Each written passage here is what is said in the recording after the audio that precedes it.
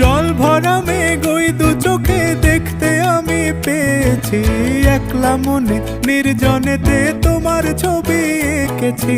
নাম রেখেছি বনলতা যখন দেখেছি, হয়তো বা সেই ক্ষণেই তোমায় ভালোবেসেছি।